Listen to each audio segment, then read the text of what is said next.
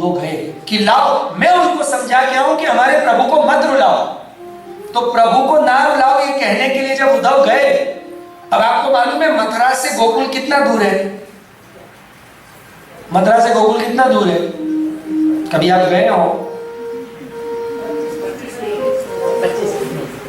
Kilometre थोड़ी पूछा था, अब हमने देखा है,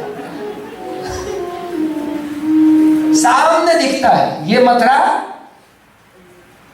और ये गोकुल, बीच में सिर्फ यमुना जी है। लांग लो तो ये गोकुल में, इधर छलांग मारो तो मथुरा में। इतनी दूर है मथुरा नगरी, ठीक है नहीं? पर देखो गोपियों का प्रेम, मथुरा नहीं गए,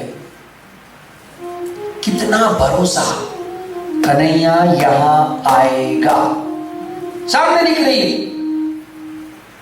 हमारे उद्धव जी आए आज गोकुल में, शाम का टाइम हो चुका था।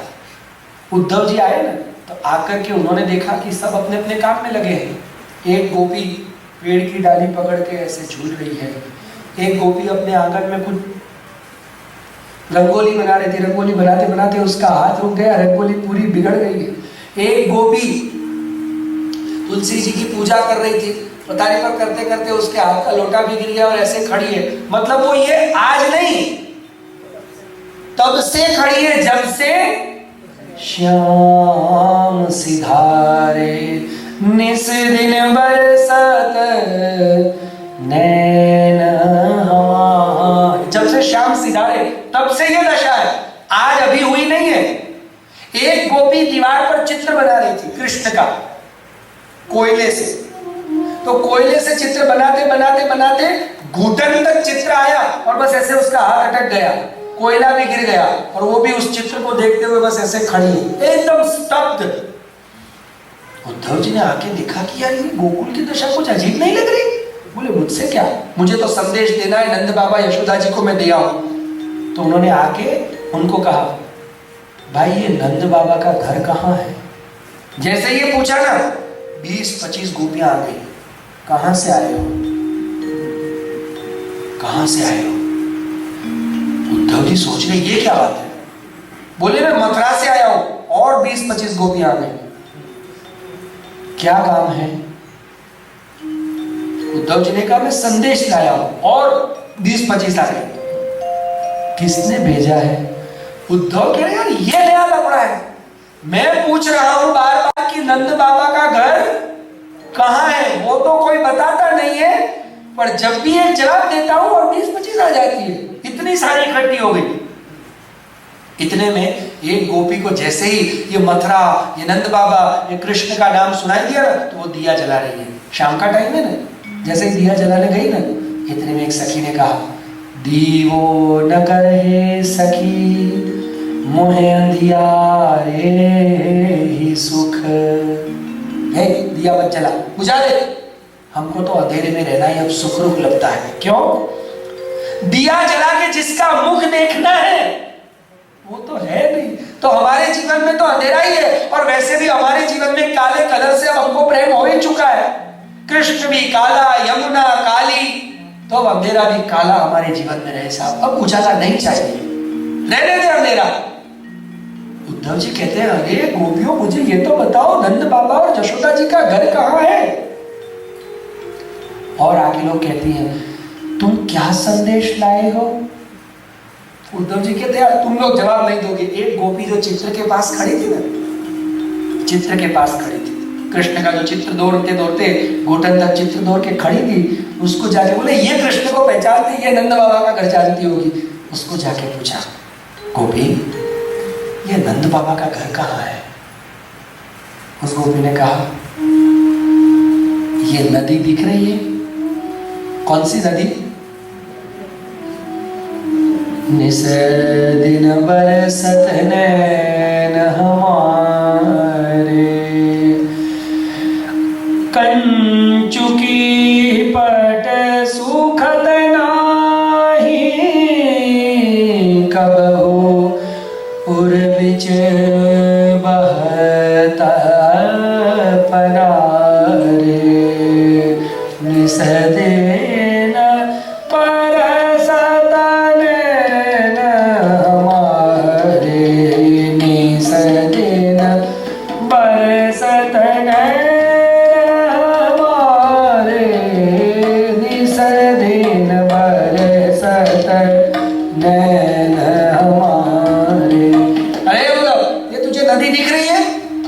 से यमुना नदी है। गोपी कहती पागले उधर तो मथुरा के पास से तो आया है, तुझे नहीं मालूम कि यमुना गोकुल के बीच बहती है कि गोकुल और मथुरा के बीच में बहती है? तो कहते ये कौन सी नदी है? तू जिसका संदेश लेके आया है ना, जा उस कठोर पत्थर दिल को जाके बोल कि जब वो यहां था ना तब एक यमुना बहती थी। जिस दिन से गोकुल छोड़ के गया है तब हम सब उसकी राह में गाय, गोपी, ग्वाल, बाल, जशोदा, नंदराय, पशु, पंखे की आंखों से यमुना बह रही है। ये वो यमुना है। उद्धव जी तो पागल हो गए। ऐसा प्रेम आंसुओं की नदी बन गई है, बहे जा रही है। बोले आप जानते हो मैं किसका संदेश लेके आया हूं? अरे हाँ हमको मालूम है, तो उस कपटी का संदेश लेके आया है ना। बोले कपटी नहीं, वो कृष्ण है, ये जिसका चित्र तुमने बनाया है। बोले हाँ मालूम है, इसीलिए आधा बनाया है। बोले क्यों? घुटनों तक ही बनाया है, चरणों का तो आश्रय करना चाहिए। बोले खाक, 2 चरण वाला कृष्ण यहां था, छोड़ एक रत्ती भर परवाह न करी, छोड़ के चला गया। अब हम लोग है ना इस चित्र के सहारे जी रहे हैं। वो ऐसा कपटी है, अगर इस घुटन से ज्यादा नीचे अगर चित्र बना देंगे ना तो चित्र में से भाग जाएगा। इसलिए घुटन से आगे बनाया नहीं है कि कैसे भागेगा। उद्धव जी कहते हैं ऐसा प्रेम तो शायद ही किसी को हो। उद्धव जी ने फिर ज्ञान की बातें करना शुरू करा। उद्धव जी कहते हैं कि अरे गोपियों, तुम क्या मूर्ख जैसी बातें करते हो? मुझे भगवान ने भेजा है और कहा है कि तुम लोगों को मैं सिखाऊं। क्या क्या सिखाऊं? निर्गुण है। तुम जिस कृष्ण की बातें कर रहे हो वो कृष्ण अनादि अनंत अगाध परम ब्रह्म परमात्मा है, वो निराकार है। तुम्हें उस निराकार की ध्यान लगा के साधना करनी चाहिए। अरे वो पगले, कौन सा निराकार? बड़े निराकार की बातें करता है। और गोपियों ने देखिए उसको जवाब देना शुरू किया। निराकार है वो? अगर वो निराकार है, बड़ा सुंदर गोपीजनों का एक कीर्तन है, अगर वो निराकार है तो फिर बताओ कि किसने कंस को मारा? आकार ने मारा कि निराकार ने मारा? अगर वो निराकार है तो तुमको भेजा किसने? निराकार ने भेजा कि आकार ने भेजा? तुम किसका रोता हुआ चेहरा देख करके आए, निराकार का कि आकार का? बताओ, मथुरा का राजा कौन है, आकार की निराकार? उद्धव जी कहते हैं ये तो लफड़ा मैंने सोचा ही नहीं, खोपड़ी खराब हो गई। उद्धव जी को ये नहीं मालूम था कि ये जो गोपियां पागल जैसी दिख रही है ना, वो पागल है नहीं। वो कौन है? ये गोपियां कौन है? आपको मालूम है कि नहीं? ये कोई सामान्य स्त्री नहीं है, ये ऋषि मुनि है। रामावतार में जिन ऋषियों को राम जी से प्रेम हुआ और राम जी ने कहा मैं अभी एक पत्नी व्रत हूं, इसलिए अभी तुमसे प्रेम नहीं कर सकता। तो बोले कब करोगे? प्राप्ते सारस्वते कल्पे ब्रजे गोप्यो भविष्यथ। जाओ ब्रज में गोपी बनना, तब मैं सारस्वत कल्प में कृष्ण बन के आऊंगा। तब तुम जितनों को जितना प्रेम करना हो करना, तब मैं मर्यादा में नहीं रहूंगा, अमर्याद प्रेम करूंगा। ये गोपियां कोई स्त्री नहीं है, वेद के मंत्र हैं, वेद की रुचाएं हैं, श्रुतियां हैं। जिन वेद के मंत्रों ने भगवान की उपासना की तो भगवान प्रकट हुए। उन मंत्रों को भगवान ने कहा कि तुम मुझसे वरदान मांगो, उन वेदों को कहा तो वेदों ने मूर्तिमंत होकर के कहा प्रभु आपके इस आनंद रूप को हमें चखना है। बोले चखना है तो अभी तो नहीं चख सकते। बोले कब चखेंगे? प्राप्ते सारस्वते कल, जाओ उस टाइम आना। तो वो वेद साक्षात वेद मूर्तिमंत गोपियां बन के आई है, जिनके पास पूर्ण वेद का ज्ञान है, शास्त्रों का ज्ञान। ये ऋषि रूपा, ये ब्रज कुमारिकाएं हैं, ये अग्नि कुमारिकाएं हैं। ऐसी ये औरतें हैं, उनको उद्धव जी ज्ञान देने गए हैं। बोले अबे होए, तो जो ज्ञान भी लेता है वो हमसे लेता है, हमें ज्ञान मत सिखा। बहुत सारी ज्ञान की बातें कर ली। कुछ लोग ये समझते हैं आजकल अधिकतर कि भक्ति करने का मतलब है कि खोपड़ी का इस्तेमाल नहीं करना। पर एक बात बता दो, बहुत सही बात है, खोपड़ी का इस्तेमाल नहीं करना भक्ति के लिए। प्रेम में जब दिमाग लगेगा प्रेम खत्म हो जाएगा, दिमाग लगा नहीं प्रेम खत्म हुआ नहीं। पर फिर भी सच्चा प्रेम या भक्ति तब ही हो सकती है जब खोपड़ी खत्म हो जाए। और खोपड़ी खत्म हो जाएगा मतलब इतनी लगाओ इतनी लगाओ इतनी लगाओ कि अब लगने के लिए खोपड़ी बचे ही नहीं। इसलिए हमारे भक्तों ने कहा बुद्धि के पार जाकर के भक्ति हो सकती है। ज्ञान के शिखर पर पहुंचने के बाद, ज्ञान के जैसे मधुसूदन सरस्वती जी का जो अभी हमने दृष्टांत देखा, ज्ञान के शिखर पर पहुंचने के बाद अब क्या करोगे? चलो आप हिमालय की तो शिखर पर टोच पर चढ़ गए, अब चढ़ने के बाद क्या करोगे? नहीं, चढ़ तो गए, फिर वापस तो वो जो नीचे आना है ना, ज्ञान के शिखर पर जाने के बाद फिर उस पहाड़ पर जाने के बाद जो लुढ़कने का आनंद है वो है भक्ति। ज्ञान के शिखर पर पहुंचने के बाद अब बचा क्या? बस अब शिखर को छोड़ दो। तो बुद्धि जब खत्म हो जाती, और ये बात मैं नहीं, भगवान स्वयं गीता जी के 7वें अध्याय में बताते हैं, बहुनाम जन्मनाम अन्ते, बहुनाम जन्मनाम, बहुत सारे जन्मों के बाद कोई ज्ञानी जब मेरी शरणागति करता है, माम प्रपद्यते, प्रपद्यते मतलब, प्रपत्ति मतलब शरणागति, जब मुझसे प्यार करता है तब वासुदेव सर्वमिति समहात्मा सुदुर्लभ। ज्ञानी को भी भगवान मिलते नहीं है, ये गीता जी कह रही है, ज्ञानी को भगवान मिलते नहीं है। वो तो सिर्फ दूर से जान पाता है कि हाँ भगवान है, पर भगवान मिलते किसको है? ज्ञानी को भी मिलते हैं, पर कब मिलते हैं ज्ञानी को? बहुनाम जन्मनाम अन्ते, जब वो ज्ञानी ज्ञानवान माम, ज्ञानवान होने वाला व्यक्ति जब मेरी प्रपत्ति करता है, जब मेरे शरण में आ जाता है, तब फिर इसको मेरा प्रेम प्राप्त होता है। और मुझे पाता वो किस प्रकार है? प्रेम से। प्रपत्ति से पाया नहीं जाता, शरणागति से तो प्रेम पैदा होता है। हम लोग तो गलती में हम समझते हैं शरणागति होगी मतलब भगवान मिल गए। शरणागति से भगवान नहीं मिलते हैं। जैसे अभी हम थोड़ी देर पहले देख रहे थे ना कि भाई तप करने से भगवान नहीं मिलते, जप करने से नहीं मिलते, दान देने से नहीं मिलते, यज्ञ करने से नहीं मिलते, होम करने से नहीं मिलते, हवन करने से नहीं मिलते। तो ये सब करना चाहिए कि नहीं करना चाहिए? तो फिर ये भी साथ साथ बता दो क्यों करना चाहिए? शू जरूर है खाली खाली टाइम पास करवानी? क्या जरूरत क्या है बताइए, जब उससे मिलने वाला ही नहीं है। भाई हमको मालूम है कि इस चीज से हमको नहीं मिलेगा, तो वो करने का कोई अर्थ है? तो टाइम का बिगाड़ा है। बोलो भाई क्यों करना चाहिए? बोलो भाई, जब न तप से, न दान से, न ध्यान से, न ज्ञान से भगवान मिलने वाले नहीं हैं, भगवान स्वयं आज्ञा करते हैं, तो फिर ये करने की जरूरत क्या है? उससे प्रेम उत्पन्न होता है, उससे भगवान के प्रति प्रेम उत्पन्न होता है।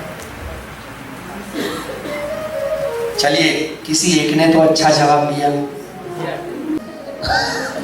शब्दों पे ध्यान देना, मैंने कहा अच्छा जवाब दिया, सच्चा है ये अभी नहीं कह रहा। क्योंकि दान ध्यान तप व्रत होम हवन जप स्वाध्याय से आत्मा शरीर की शुद्धि होती है। क्या होती है? शुद्धि। शुद्धि होने के बाद शरणागति होती है। प्रेम दान ध्यान तप से प्रेम प्रकट नहीं होता है। प्रेम प्रकट किससे होता है? शरणागति से। प्रेम किससे प्रकट होता है? शरणागति से। तो आज ये उद्धव जी भगवान के भक्त, ज्ञानी भक्त, बड़ी बड़ी ज्ञान की बातें करने वाले गोपीजनों के पास आकर के ज्ञान की बातें कर रहे हैं। उन्होंने समझाना शुरू किया गोपीजनों को, तो गोपीजनों ने क्या कहा? उद्धव तो बकवास बंद कर। और क्या सुना? हमको हरि की कथा सुनाओ, अपनी ज्ञान कथा को दो, मथुरा को ले जाऊं। ये सब बकवास बातें हैं तेरी। बड़े ज्ञान की बात करता है। तेरे पास ज्ञान तो है नहीं। ज्ञान क्या है बता? बोले निराकार ब्रह्म। बोले निराकार का अर्थ बता। चलिए आप जो जानते बताइए, निराकार मतलब है जिसका आकार नहीं वो निराकार। तो फिर आकार क्या है भाई? निराकार में अगर आकार नहीं है तो आप दो शब्दों को लिखो, निराकार और साकार, दोनों में क्या कॉमन है? कभी तो संधि विच्छेद गुजराती हिंदी कुछ पढ़ते होंगे ना। साकार शब्द कैसे बनेगा? यहाँ ब्लैक बोर्ड होता मैं लिख के बताता। अरे वाह, स प्लस आकार इज इक्वल टू साकार।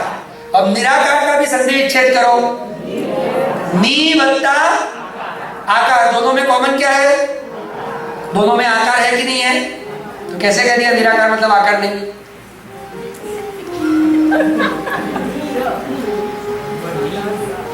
मालूम ही नहीं है।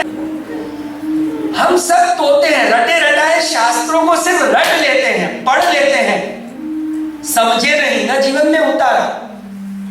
पढ़िए मत। हमारे महाप्रभु श्रीमद् वल्लभाचार्य जी ने भी अपने बहुत उत्तम बात करी, और बृहदारण्यक उपनिषद ने भी एक बड़ी, सारे ज्यादा शब्दों को इकट्ठा मत करिए, वो तो वाणी का विलास है। हम लोगों ने क्या है, शब्दों का इकट्ठा कर दिया खोपड़ी में, तो खोपड़ी और सारे अक्षर जिसमें से निकले वो एक अक्षर कहां है? देखो मेरे पीछे दिख रहा है आपको, ओम इत्येकाक्षरम ब्रह्म, गीता जी, वो एक अक्षर ब्रह्म है। अक्षर ब्रह्म भी वही है, उसी में से सारे अक्षर निकले, उन्हीं अक्षरों को मिला के नाम बनता है, उसी में से रूप निकले, उसी में से सारे रूप निकले, उसी का ही तो ये रूप है, सारा कलर उसका है। और यही बात तो रुक्मणी जी ने अपने प्रेम पत्र में लिखी थी।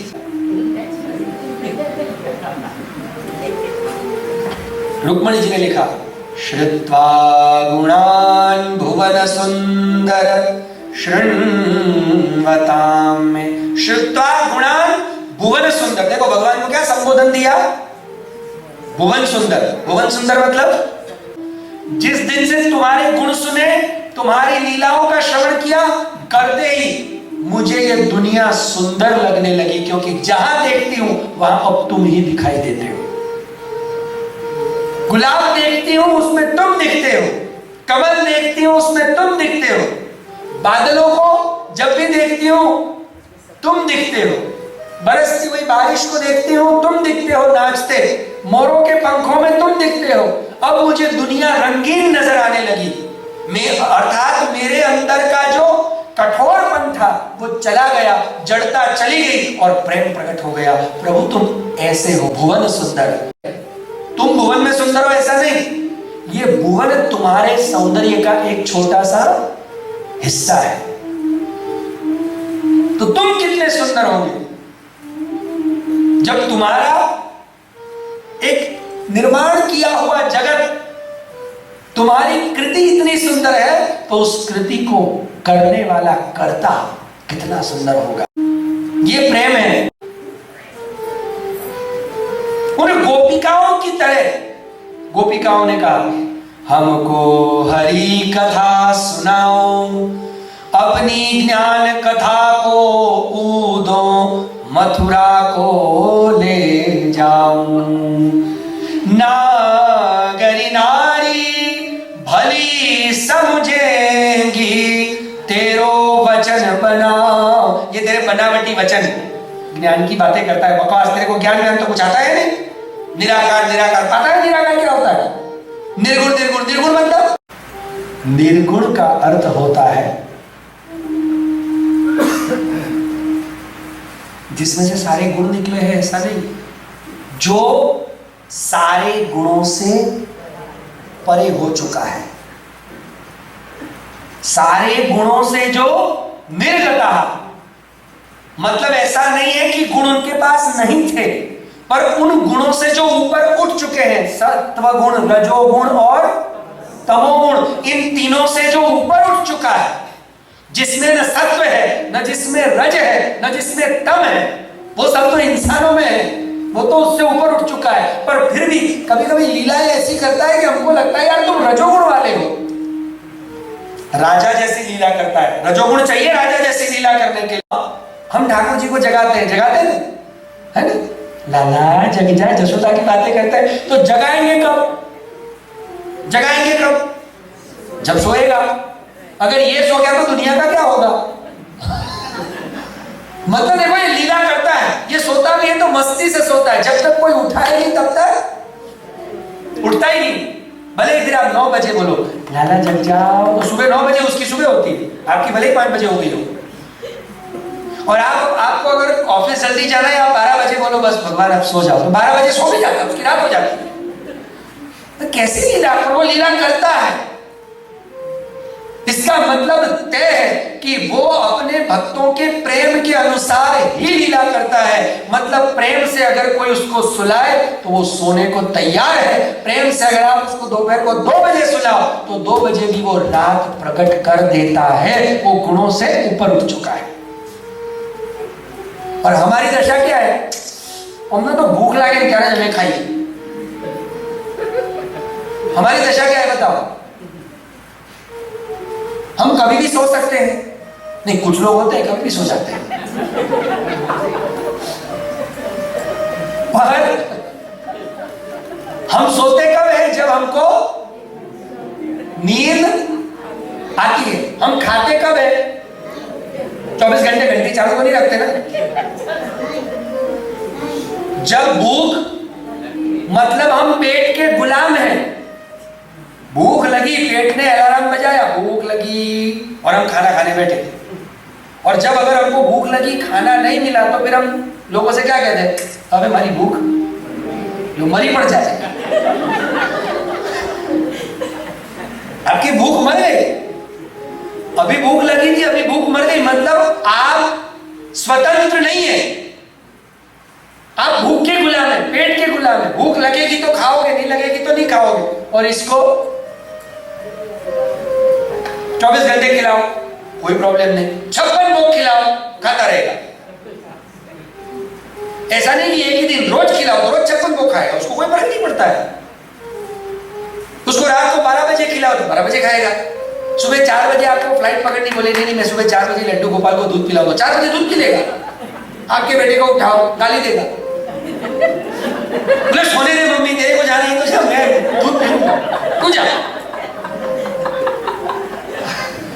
और ये नहीं गाली देगा, ये बोलेगा कोई बात नहीं लाओ। ये गुलाम नहीं है, हम गुणों के गुलाम हैं। ये गुणों से परे है, इसलिए निर्गुण है। अब समझ में आई बात? इन पर गुण असर नहीं कर पाते, ये गुणों को असर करते हैं।